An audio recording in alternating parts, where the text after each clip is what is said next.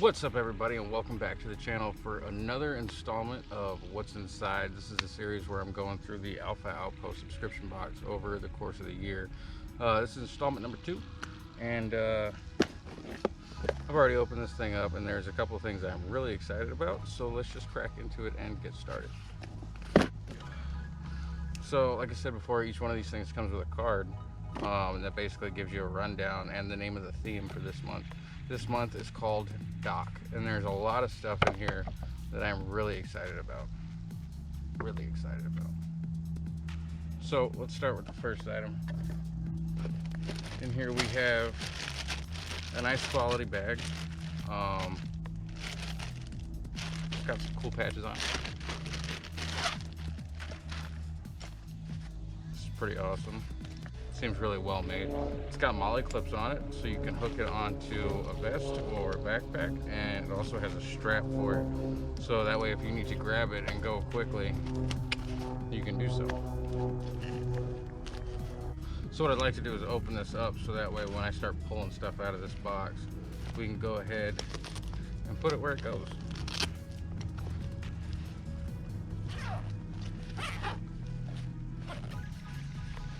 I like that. It opens up full. It's got a couple of different pouches in it. Oh man. It's got some nice elastic straps in here. Hold your equipment. It's got a nice little drain down the bottom in case you get water in here. I like this thing. It's actually really nice. So let's decide what we're gonna put in here. Next thing, I'll pull out of here. It's got an instant cold pack. It's great for like pain relief. You got a headache, you can put it up there. You got swelling somewhere. It's really nice to have. You've got assorted band-aids in here. You've just got some regular old band-aids, and then you've got the butterfly band-aids, really good for like finger injuries and stuff. Next we have nitrile gloves. These are latex free, in case you encounter anybody who's got a latex allergy. It's not very common, but it happens, so these are pretty good to have. We have 3 large gauze pads. That's good to have. After that, we've got a nice little pair of tweezers. Pretty sure there's a spot for these. We've got a triangular bandage. This is the kind of bandage that you would sling over your shoulder to go ahead and immobilize your arm. Say you had a sprain or some sort of other injury where you want to keep mobility down to a minimum, give it some support. You got your nice triangular bandage. These are pretty nice. You got moleskin. These things are great for blisters. If you hike a lot and you stick them back here on the back of your heel, it'll keep that boot rub down in your tennis shoes, keep them from rubbing on the back of your heels. Stuff's really nice. We've got assorted little blood type. Little patches for the outside of the box, or for the outside of the bag here. So that way people know your blood type. Or there's another thing in here that this could be useful for, but we'll get to that in a second. We have a little roll of medical tape. It's always good to have, especially with these gauze pads and stuff. It's nice to have that. We've got a good assortment of alcohol pads. Well, not necessarily an assortment. We've got a good number of alcohol pads. These are good to have, disinfecting the area of a wound, prepping an area for cleaning, or if need be, sutures and stuff. If you have to do stitches out, it's a really good idea to clean the area around it. We also have a stinger relief pad. And looks like here's a couple little pouches of triple antibiotic. Good for cuts and scratches and stuff. Before you put on a band-aid, put a little bit of dab of this stuff on there. It'll heal a lot quicker than it would without it. We got a little package of ibuprofen. Feels like there's 2 of them in here. 200 milligrams. That's usually the minimum I'll take. I usually double, triple, sometimes quadruple these things up, depending on how bad pain is. But that's rare that I'll use that. Usually only use ibuprofen stuff if I got like a toothache and it's just debilitating. But 400 milligrams of ibuprofen, that's not bad. Ibuprofen's good for people who hike. I don't know if many of y'all are aware of that. But ibuprofen is an anti-inflammatory, so when your muscles start swelling up and getting tight and stuff for walking, ibuprofen will help you get that extra little distance out of your walk. And then we've got a fantastic looking pair of trauma shears. These things are great. And I've never seen a pair that has a little clip on them like that. That's pretty neat. And these things feel really good, really well made. Yeah, I'm excited about these. This is something I didn't have, and now I've got an excellent pair. So the next two items in here are things that I'm going to go over in a little bit more detail. These are two very important items, one of which I've been looking for a very long time, and another one I had no idea I wanted until I started doing research on it for this video and realized actually how versatile this thing is. So let's go get into those. So first things first, a tourniquet. These things are amazing to have, especially if you're the type who carries a firearm for self-protection. Chances are if you're shooting at somebody, you're going to get shot at, and if you catch a bullet, stopping the bleeding is probably going to save your life. So knowing how to apply one of these and getting a hold of one of these is an excellent idea. So what we're gonna do is I'm gonna give you a quick little rundown on how these work. So here is your tourniquet.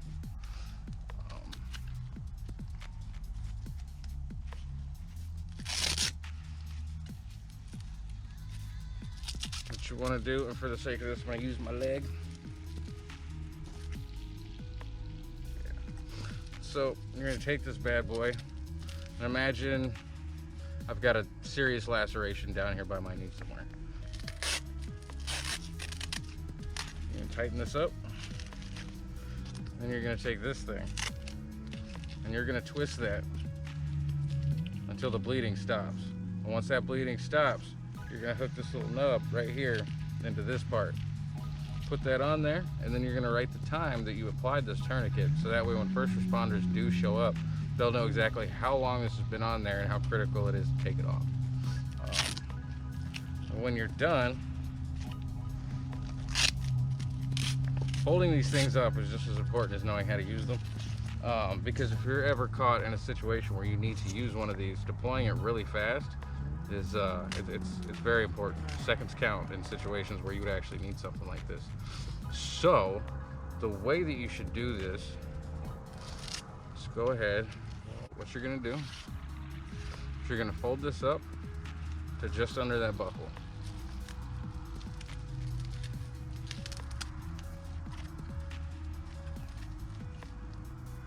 Just like that. And we're gonna bring this back up, and again, just under that buckle. So there, you've got your two folds. Now we're gonna do this again. We're gonna bring this up, but this time we're gonna put this little red nub inside the buckle. Okay, and then you're gonna take this part and just fold it down just like that. Now, you'll see a lot of people who will take this and they'll put it over there like that. And I mean, it looks nice, it's really clean. But when you're in a high stress situation, your fine motor skills to be able to pull this thing off, they're probably going to be compromised. So your best bet is to take this, put it right here, and then just tuck it out of the way. So that way when you're ready for this thing, it's wide open, you can put it where it needs to go, get it done. And then right here, you don't have to worry about spinning this around, taking this off. No, it's already open, it's already ready to go. You just pop that off like that.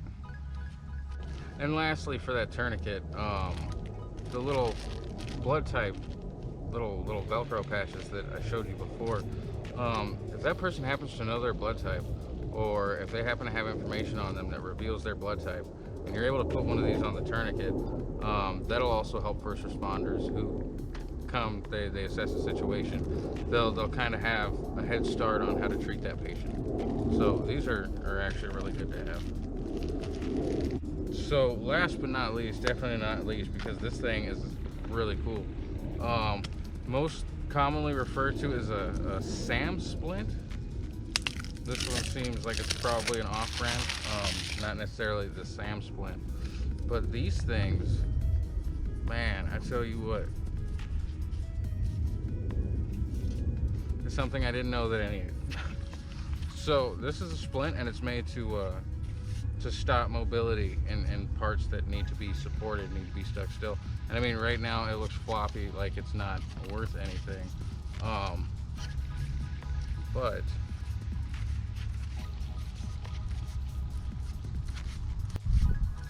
you do something like that, and now this thing is 8 kinds of rigid. Like, it's ridiculous how rigid this is. So there's 3 main structural support folds. You have the one I just did, which is the C curve.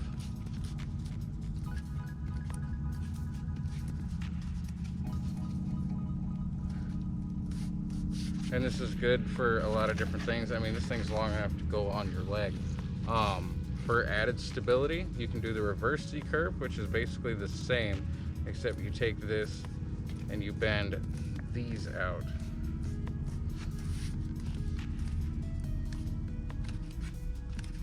And so on and so forth. I mean, all the way down. You kind of get what I'm stepping in. But yeah, you can do that all the way down, and that adds even more rigidity to it. The last one is a T-fold, and that's more for like structural support, for longer splints, maybe the long bone of an injury. So for that one, you fold this thing in half, and then you take half of each one of those folds and you bring that out. And then this can be used like a regular, like makeshift splint, just something hard and supportive.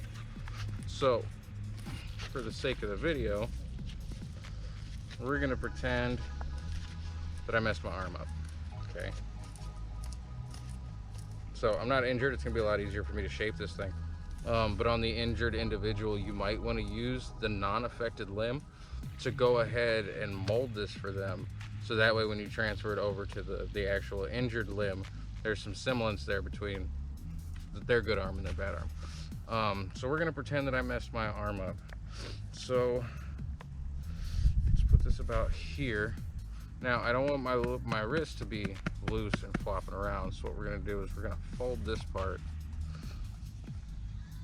and make a support area for my wrist and hand.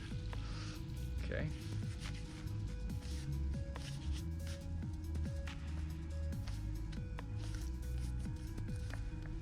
So this also came with an ace bandage or a gauze wrap, however you want to refer to it.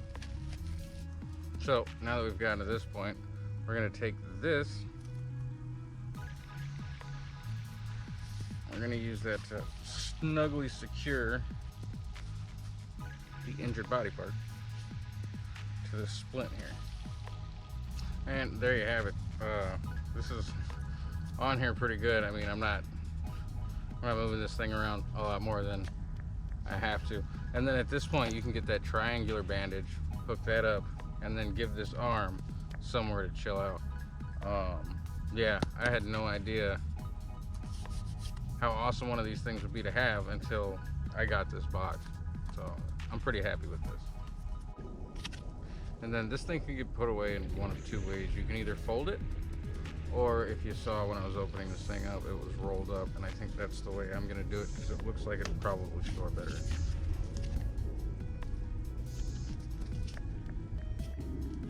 There you have it.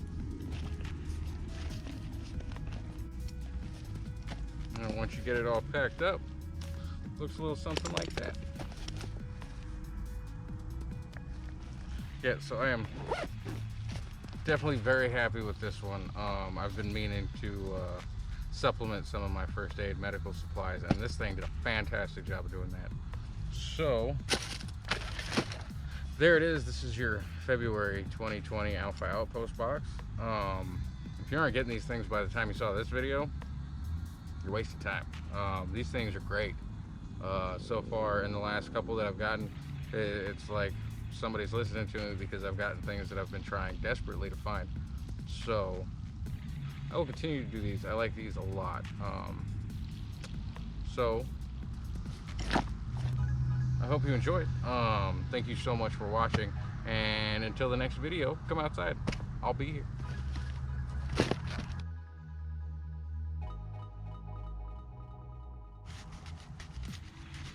Get in the bed!